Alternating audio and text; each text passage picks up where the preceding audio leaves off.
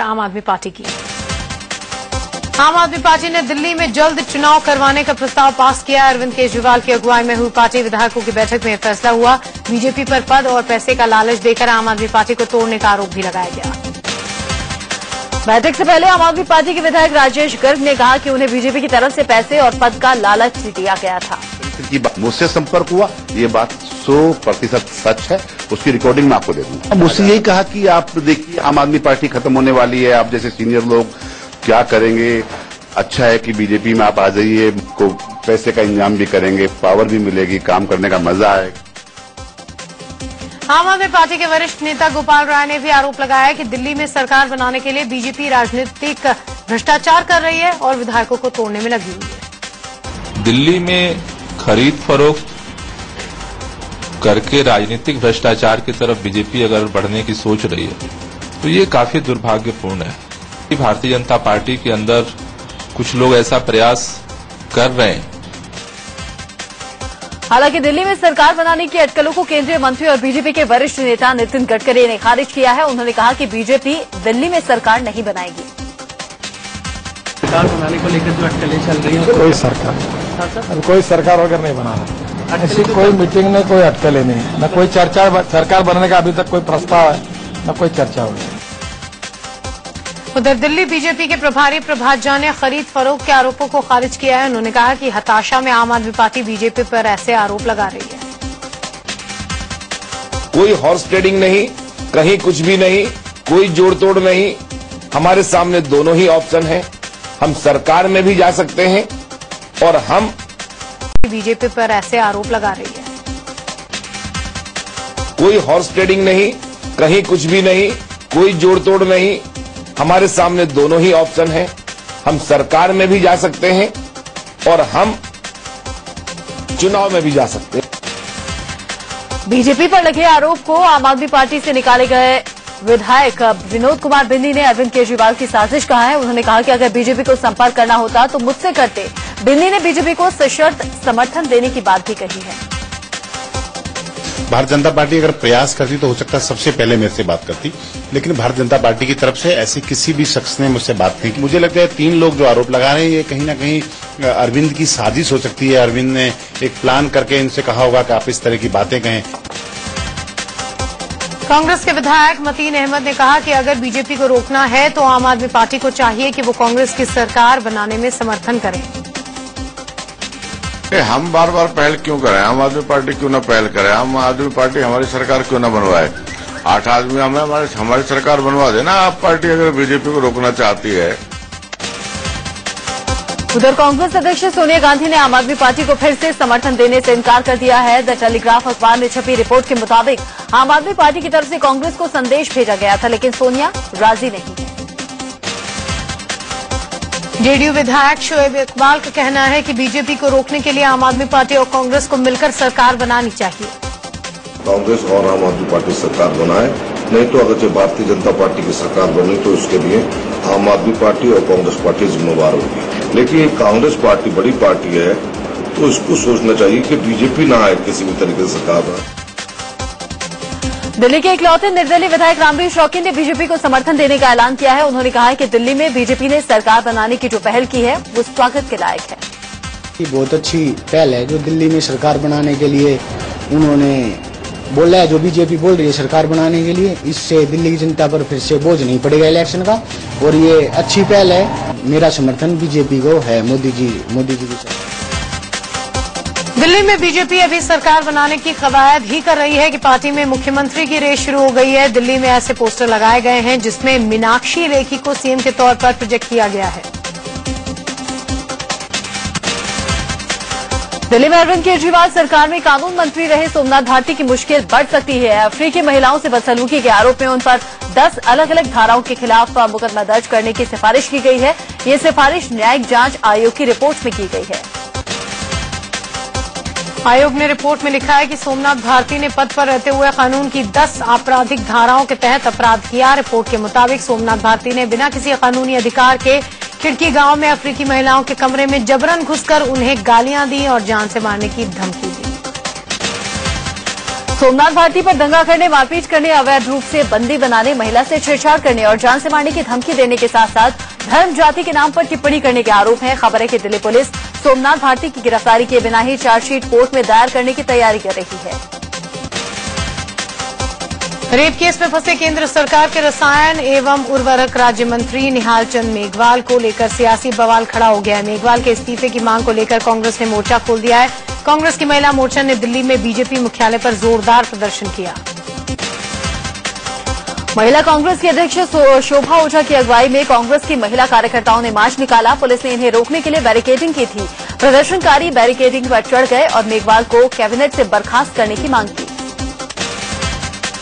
Barricading पर खड़ी होकर नारेबाजी कर रही महिला कांग्रेस की कार्यकर्ताओं ने प्रधानमंत्री नरेंद्र मोदी के खिलाफ नारेबाजी की। उन्होंने आरोप लगाया कि प्रधानमंत्री महिलाओं के खिलाफ अपराध बर्दाश्त न करने की बात कहते हैं, लेकिन रेप के आरोपी मंत्री पर कार्रवाई नहीं करते।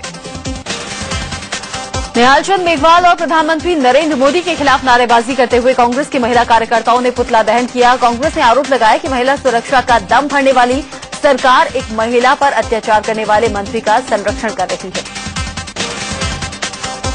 दिल्ली में बिजली पानी को लेकर कांग्रेस के प्रदर्शनों का दौर जारी है। शाहदरा इलाके में सैकड़ों कांग्रेस कार्यकर्ताओं ने ऊर्जा मंत्री पीयूष गोयल और अरविंद केजरीवाल का पुतला फूंककर अपना विरोध जताया।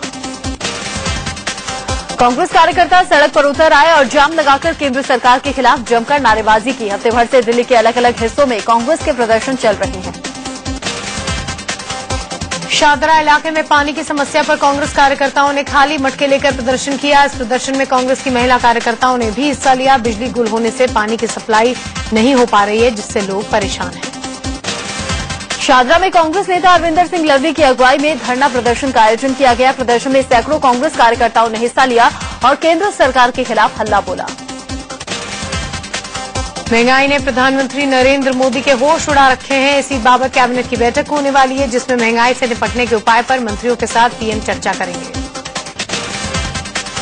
इससे पहले महंगाई के मुद्दे पर पीएम ने उपभोक्ता मामलों के मंत्री रामविलास पासवान और कृषि मंत्री राधा मोहन सिंह के साथ बैठक की। बैठक में इन विभागों के सचिव भी मौजूद थे, जिन्होंने प्रेजेंटेशन पेश किया। भले ही नासिक मंडी में हड़ताल खत्म हो गई हो, लेकिन प्याज के भाव कम होने में अभी 2-3 दिन और लग सकते हैं। नासिक से प्याज की नई खेप दिल्ली और दूसरे शहरों में जब तक नहीं पहुंच जाती, प्याज के रेट कम नहीं होंगे।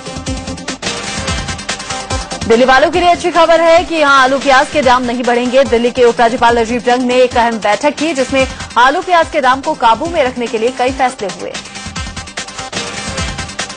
ये फैसला हुआ कि दिल्ली के सफल स्टोर में आलू प्याज का स्टॉक 2 गुना किया जाएगा। नाफेड से दिल्ली सरकार की तरफ से प्याज खरीदने को कहा गया है। दिल्ली में 60 से 70 मोबाइल वैन के जरिए आलू प्याज बेचा जाएगा। उपराज्यपाल की बैठक में जमाखोरों के खिलाफ सख्त कदम उठाने का फैसला हुआ। इसके लिए दिल्ली पुलिस को निर्देश दिए गए हैं। साथ ही दिल्ली के लोगों को अखबार के जरिए रोजाना आलू प्याज के दाम की जानकारी मिलेगी। महंगाई को लेकर कांग्रेस ने मोदी सरकार पर निशाना साधा है। कांग्रेस नेता मणिशंकर अय्यर ने कहा कि अच्छे दिन लाने का वादा करने वाले मोदी के राज में बिजली के बिना अच्छी रातें भी मयस्सर नहीं हो रही हैं। इन्होंने कहा कि हम आते ही अच्छे दिन आ जाएंगे और सारे दाम को हम कम करेंगे। कहते हैं कि अच्छे दिन आ गए, भैया अच्छे रात भी नहीं आए। कौन सो रहा है? कोई बिजली नहीं है, कोई पानी नहीं है। इराक के मोसुल में 40 भारतीयों के अगवा होने की खबर की पुष्टि भारतीय विदेश मंत्रालय ने की है। इन भारतीयों की अगवा करने का शक सुन्नी चरमपंथी गुट ISIS पर है। The 40 workers who were working in Mosul, I can confirm to you now, have been kidnapped. भारतीय विदेश मंत्रालय ने इराक में 40 भारतीयों के अगवा होने की पुष्टि की है। मंत्रालय के प्रवक्ता सैयद अकबरुद्दीन ने कहा है कि अगवा भारतीयों को कहां रखा गया ये पता नहीं चल पाया है और न ही अब तक फिरौती की कोई मांग हुई है। विदेश मंत्रालय के प्रवक्ता सैयद अकबरुद्दीन ने कहा है कि इराक के मोसुल और तिक्रित में हालात बेहद खराब हैं। उन्होंने इराक में करीब 100 भारतीय फंसे होने की बात कही। इस बीच पूर्व राजनयिक सुरेश रेड्डी को हालात पर नजर रखने के लिए बगदाद भेजा गया है। इराक में सुन्नी चरमपंथियों के गुट ISIS के तांडव के बीच केरल की 46 नर्सें वहां फंसी हुई हैं। तिक्रित शहर में कई भारतीय छात्र भी फंसे हुए हैं और बमबारी के बीच उन्हें वहां से निकालना एक बड़ी चुनौती साबित हो रहा है। इराक में फंसी केरल की नर्सों की सुरक्षा के लिए उनकी वापसी के लिए केरल के मुख्यमंत्री ओमन चांडी ने विदेश मंत्री सुषमा स्वराज से बात की। उधर नर्सों को राजधानी बगदाद तक लाने के लिए अंतर्राष्ट्रीय एजेंसियों की भी मदद ली जा रही है। इराक में भारतीयों के फंसे होने की खबर से पंजाब के कई परिवारों में मातम पसर गया। अमृतसर के मजीठा के रहने वाले मनजिंदर के परिवार का रो रो कर बुरा हाल है। मनजिंदर के साथ साथ पंजाब के कई युवक इराक में काम करने गए। पंजाब के कई परिवार इराक में जारी हिंसक संघर्ष के बीच फंसे हुए हैं। उनके परिजनों ने गुरुद्वारे में जाकर अपनों की सलामती की दुआ मांगी। परिजन अनहोनी की आशंका को लेकर घबराए हुए हैं। इराक में काम करने वाले अमृतसर के संगोवाना गांव के निशान सिंह की सलामती के लिए उनके घर वाले बेहद चिंतित हैं। निशान मोसुल शहर में काम करते हैं और वहां के हालात बेहद खराब हैं। अनहोनी की आशंका से निशान की पत्नी और मां का रो रो कर बुरा हाल है। बिहार के औरंगाबाद जिले का एक परिवार भी इराक संकट का दंश झेल रहा है। इस परिवार का मुखिया एक कंस्ट्रक्शन कंपनी में काम करता है। 11 जून को उसकी परिवार से आखिरी बार बात हुई। हालात बिगड़ने के बाद से उससे कोई संपर्क नहीं हो पा रहा। उधर इराक में संकट गहराता जा रहा। आईएसआईएस के सुन्नी लड़ाके राजधानी बगदाद के करीब पहुंच गया है। बगदाद से 60 किलोमीटर दूर सुरक्षा बलों और आतंकियों के साथ जंग जारी है। आतंकियों ने उत्तरी बगदाद के एक बड़े इलाके को अपने कब्जे में ले लिया है। आतंकी हमले की जद में आए इराक में आईएसआईएस के आतंकियों ने देश की सबसे बड़ी ऑयल रिफाइनरी पर हमला कर दिया है। बगदाद से 210 किलोमीटर दूर स्थित बैजी रिफाइनरी पर मोर्टार और बंदूकों से हमला किया गया। आतंकियों के इस हमले के बाद ऑयल रिफाइनरी को बंद कर दिया गया। माना यह जा रहा है कि इस ऑयल रिफाइनरी के बंद होने से भारत में तेल की किल्लत और हो सकती है। भारत जिन देशों से सबसे ज्यादा तेल मंगवाता है उनमें से इराक भी एक है। आरजेडी प्रमुख लालू प्रसाद यादव ने बिहार में राज्यसभा चुनाव में जेडीयू को समर्थन देने का ऐलान किया है। आरजेडी की बैठक में लालू प्रसाद यादव ने समर्थन को लेकर फैसला किया। दरअसल जेडीयू ने राज्यसभा के लिए 3 उम्मीदवार चुनाव मैदान में उतारे थे, जिनमें से शरद यादव निर्विरोध चुन लिए गए। लेकिन 2 उम्मीदवारों गुलाम रसूल बलियावी और पवन वर्मा को लेकर पेच फंस चुका है, जिनके लिए आरजेडी से समर्थन मांगा गया था। बिहार में 19 जून को राज्यसभा चुनाव होना है। राजीव प्रताप रूडी, रामविलास पासवान और रामकृपाल यादव के इस्तीफे की वजह से बिहार में राज्यसभा उपचुनाव हो रहे हैं। महाराष्ट्र के राज्यपाल के शंकर नारायणन से इस्तीफा देने को कहा गया है। केंद्रीय गृह सचिव ने उन्हें इस्तीफे के लिए फोन किया, लेकिन नारायणन ने कहा है कि जब तक उचित अथॉरिटी न कहे वो इस्तीफा नहीं देंगे। लखनऊ में सीएम अखिलेश यादव और कैबिनेट मंत्री राजेंद्र चौधरी ने राजभवन जाकर बीएल जोशी से मुलाकात की। बीएल जोशी ने कल राज्यपाल के पद से इस्तीफा दे दिया था। उनकी जल्द ही राजभवन से विदाई होने वाली है। रूस के उप प्रधानमंत्री दिमित्री रोगोजिन ने विदेश मंत्री सुषमा स्वराज से मुलाकात की। इस दौरान दोनों देशों के बीच कारोबार और ऊर्जा सुरक्षा समेत कई मुद्दों पर द्विपक्षीय वार्ता हुई। सूत्रों से खबर है कि 7 जुलाई से बजट सत्र शुरू होगा। बताया गया भी जा रहा है कि बजट सत्र करीब 1 महीने तक चलेगा। सूत्रों के मुताबिक 8 जुलाई को रेल बजट पेश होगा। वहीं 9 जुलाई को आर्थिक सर्वेक्षण संसद में रखा जाएगा और 10 जुलाई को आम बजट के पेश होने की संभावना जताई गई है। झारखंड के हजारीबाग जेल में बंद बीजेपी के वरिष्ठ नेता यशवंत सिन्हा को जमानत मिल गई। पहले बेल बॉन्ड भरने से इनकार करने वाले यशवंत ने 7,000 का मुचलका भरा, जिसके बाद उन्हें जमानत मिली। शिवसेना के अध्यक्ष उद्धव ठाकरे अपनी पार्टी की तरफ से सीएम पद के उम्मीदवार होंगे। पार्टी की मीटिंग में मनोहर जोशी ने उद्धव के नाम का प्रस्ताव रखा। साथ ही बैठक में इसी साल महाराष्ट्र में होने वाले विधानसभा चुनाव की रणनीति पर मंथन भी किया। यूपी विधानसभा का बजट सत्र कल से शुरू होगा, जो कि 18 जुलाई तक चलेगा। बजट 20 जून को पेश किया जाएगा और इस पर 21 से 24 जून तक चर्चा होगी। हालांकि मुख्यमंत्री अखिलेश यादव की इस सर्वदलीय बैठक में बीजेपी का कोई नेता नहीं पहुंचा। कानून व्यवस्था समेत कई मुद्दों को लेकर सीएम की बुलाई इस बैठक का बीजेपी ने बहिष्कार किया था।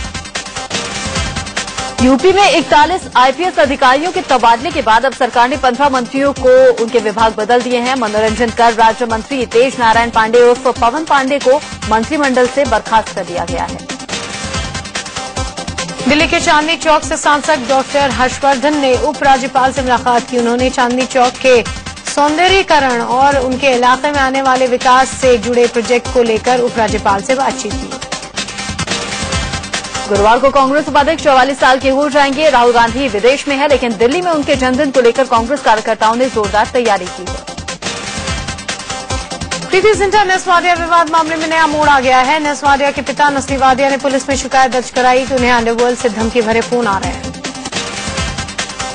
नस्ली वादिया को मिली धमकी में एक लड़की को परेशान न करने की बात कही गई है। बात न मानने पर अंजाम भुगतने की चेतावनी भी दी गई है।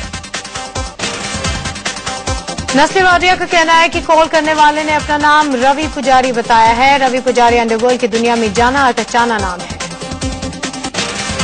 उधर प्रीति जिंटा के वकील मुंबई पुलिस को ये बताएंगे कि प्रीति अपना बयान दर्ज करने के लिए कब आएंगी। इस मामले में मुंबई पुलिस ने बीसीसीआई से उस कॉर्पोरेट बॉक्स के दर्शकों की सूची मांगी है जहां प्रीति और वाडिया के बैठे होने की बात कही जा रही है। पाकिस्तान की तरफ से फायरिंग की गई। गृह मंत्री राजनाथ सिंह ने फांसी की सजा पाए 5 मुजरिमों की दया याचिका को खारिज कर दिया है। प्रवर्तन निदेशालय ने फिल्म अभिनेता और टीएमसी से राज्यसभा सांसद मिथुन चक्रवर्ती को शारदा चिटफंड घोटाला केस में समन भेजा है। जिया खान मर्डर केस में अभिनेता सूरज पंचोली अपने पिता आदित्य पंचोली के साथ मुंबई सेशंस कोर्ट में पेश हुए। हिमाचल प्रदेश की मंडी में व्यास नदी से 2 और छात्रों के शव बरामद हुए हैं। इस तरह से अब तक 10 छात्रों के शव बरामद हो चुके हैं। इंदौर में पुलिस ने कई जगह छापा मारकर 15 छात्र छात्राओं को हिरासत में ले लिया। इन सभी से पीएमटी भर्ती में हुए फर्जीवाड़े को लेकर पूछताछ होनी है। मध्य प्रदेश के झाबुआ में भी पुलिस ने छापा मारकर 12 छात्र छात्राओं को हिरासत में लिया है। रिलायंस इंडस्ट्रीज दुनिया की शीर्ष 50 कंपनियों में शामिल होने की योजना बना रही है। इसके तहत अगले 3 साल में वो पूरे कारोबार में 1.8 लाख करोड़ का निवेश करेगी। मुंबई में हुई आरआईएल की 40वीं सालाना आम बैठक के मौके पर मुकेश अंबानी की पत्नी नीता अंबानी को कंपनी के बोर्ड ऑफ डायरेक्टर्स में शामिल किया गया। दूसरे बैंकों के एटीएम का इस्तेमाल अब आपको महंगा पड़ सकता है। आरबीआई जल्द ही एटीएम ट्रांजैक्शन के नियमों में बदलाव करने वाला है। एयरलाइंस कंपनी स्पाइस जेट ने मानसून ऑफर का ऐलान किया है। स्पाइस जेट देश भर में 1999 रुपए में हवाई सेवा शुरू करेगा। चंडीगढ़ में एक शोरूम की दीवार गिरने से एक ही परिवार के 3 लोगों की मौत हो गई, जबकि 2 बच्चे गंभीर रूप से जख्मी हो गए। यूपी के हाथरस में सड़क हादसे में 3 लोगों की मौत हो गई, जबकि करीब 40 लोग जख्मी हो गए। यूपी के उन्नाव में अजगैन रेलवे स्टेशन के पास ट्रेन से कटकर 2 लोगों की मौत हो गई। दिल्ली के शकरपुर इलाके में हाईटेंशन वायर की चपेट में आकर 2 बच्चे झुलस गए। स्कूल ब्लॉक में रहने वाले बच्चे घर की छत पर खेल रहे थे, तभी हादसा हुआ। मुंबई गुजरात नेशनल हाईवे पर 3 दिन पहले मेरी लाश की शिनाख्त हो गई है। पुलिस के मुताबिक लाश अभिषेक नाम के लड़के की थी। महाराष्ट्र पुलिस भर्ती के लिए आए एक युवक की मुंबई में मौत हो गई। मुंबई में क्राइम ब्रांच ने 28 बार गर्ल्स को हिरासत में लिया है। बार गर्ल्स के अलावा बार मैनेजर समेत 22 लोगों को भी पकड़ा गया है। राजधानी एक्सप्रेस जैसी वीआईपी ट्रेन में एक नाबालिग लड़की से छेड़छाड़ का मामला सामने आया है। बच्ची के शोर मचाने के बाद यात्रियों ने आरोपी वेंडर को पकड़कर जीआरपी के हवाले कर दिया। मेरठ के लाला लाजपत राय मेडिकल कॉलेज में तैनात एक गार्ड पर एक लड़की से रेप का आरोप लगा है। दिल्ली के सराय रोहिला इलाके में एक शख्स ने अपने ही दामाद की गोली मारकर हत्या कर दी। आरोपी शख्स की बेटी नीलम ने 4 साल पहले सोनू नाम के लड़के से लव मैरिज की थी। किसी बात को लेकर नीलम और सोनू के बीच झगड़ा हुआ। इसी से गुस्साए नीलम के पिता ने अपने दामाद पर गोली चला दी। मथुरा में महिला से छेड़खानी के आरोप में एक विदेशी को गिरफ्तार किया गया है। दिल्ली में पुलिस ने अपहरण की गुत्थी सुलझाते हुए 4 साल के बच्चे को सकुशल छुड़ाने में कामयाबी हासिल की है। दिल्ली पुलिस ने 4 करोड़ की फिरौती मांगने वाले 3 शातिरों को गिरफ्तार किया है। दिल्ली पुलिस ने खुद को आर्मी मेजर बताकर ठगी करने वाले शख्स को धर दबोचा। महाराष्ट्र के नागपुर में क्राइम ब्रांच की टीम ने सेक्स रैकेट का भंडाफोड़ किया। एक शातिर महिला के साथ 2 लड़कियों को गिरफ्तार किया गया। ओडिशा पुलिस ने किडनी रैकेट का भंडाफोड़ करते हुए 7 हिल्स हॉस्पिटल के डायरेक्टर को गिरफ्तार किया है। हिमाचल में देर रात भूकंप के झटके महसूस किए गए। झटके रात करीब 11:02 पर आए और करीब 10 सेकंड तक महसूस किए गए। जाने माने वैज्ञानिक रहे होमी जहांगीर भाभा का मुंबई के टोनी मालाबार हिल में स्थित घर 372 करोड़ रुपए में नीलाम हो गया। घर का रिजर्व प्राइस 257 करोड़ रुपए रखा गया था।